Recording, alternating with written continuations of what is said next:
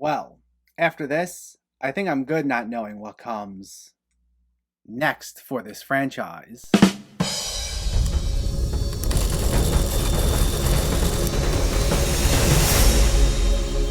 What's going on, everyone? Welcome back to my channel. Today we're talking about a movie that I'm a little late to talk about, Paranormal Activity, Next of Kin. Before we begin, let me know in the comments what your thoughts on this movie were, if you already saw it, or if you are planning on seeing it, and make sure to hit that thumbs up button if you like these reviews, as it helps me out immensely by getting my content out there. And if you're new here, I hope you consider hitting that subscribe button so you can stay up to date with reviews of new releases, older films, hidden gems, and so much more on a near daily basis. But let's not waste any more time, and let's talk about Paranormal Activity, Next of Kin. This stars Emily Bader as Margot, a young woman who is abandoned by her mother as a baby and travels to a secluded Amish community with a documentary film crew seeking answers about her mother and extended family. This is directed by William Eubank, who previously directed Underwater in 2020, and it's the 7th film in the Paranormal Activity series. Despite the 6th film, The Ghost Dimension, initially being announced as the final film, Paramount reversed course with this standalone sequel/reboot to the original, and it premiered on Paramount Plus in October, which is something kind of unfortunate to see given the heavy marketing campaign for the original being how shocking it was and how you needed to see it in the theater with a packed audience. I mean, not that I mind streaming films, of course, it's just an interesting trajectory. But the Paranormal Activity series was something akin to Saw, though with maybe not quite as dedicated of a fan base. But you had a film based around a pretty simple concept, but resonated well with the horror community,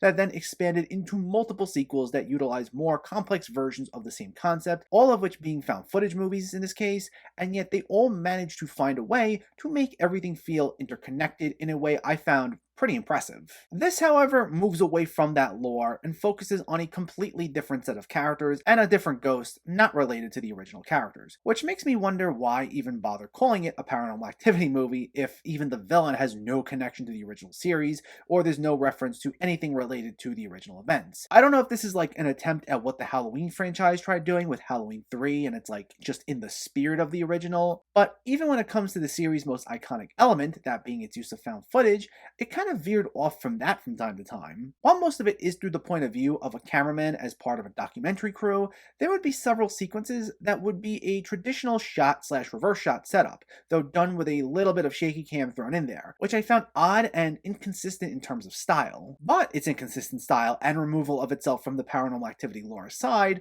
this one doesn't work that well as a standalone story either, mainly for just how generic it feels. You can call pretty much where this entire movie's headed. It's void of any real tensions or chills because it follows a template. Our protagonists go to this house, everyone there acts weird, there's a mysterious backstory that gets clarified as something more sinister as time goes on, and then havoc ensues. It's a cookie-cutter rehash of not even just a Paranormal Activity movie, but any baseline standard horror movie in general. You could have called this the newest installment in The Conjuring, or Insidious, or Blair Witch, or just about any franchise, and called it a standalone sequel to one of those, and it would have had the same effect. And I say that less as a criticism that it doesn't feel like a Paranormal Activity movie, but more towards the fact that it doesn't feel like it had its own voice. Now, there are a few well-done sequences here and there, and William Eubank does have a solid eye behind the camera and knows how to stage effective claustrophobic horror. And Emily Bader plays Margot with a lot of charisma, and she's very plucky and makes her a likable enough protagonist. But a few effective moments and a solid performance are not enough to salvage the fact this is as predictable and generic as they come, to the point I felt my mind constantly wandering while watching it. And it wouldn't even matter if I did, because when I tried refocusing my attention, I'd see that what I thought was going to happen happened, and I saw exactly what they were setting up for the next scene, and that would come true as well. So all in all, it offered nothing in terms of surprises, and it just made for an excruciatingly dull experience.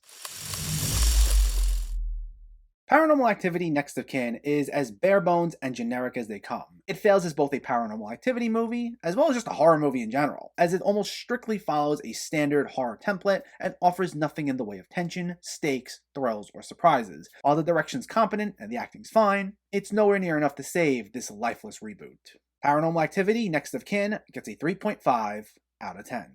So let me know, did you see Next of Kin, or are you planning to see it, and what were your thoughts? Did you like this a little more than critics did? Do you want to see more Paranormal Activity movies? Let me know in the comments below so we can discuss. Also, if you enjoyed this video, please give it a like and share it, and for more movie reviews and film discussion, please make sure to hit that subscribe button to stay updated. Thanks for watching everyone, and keep having fun with film.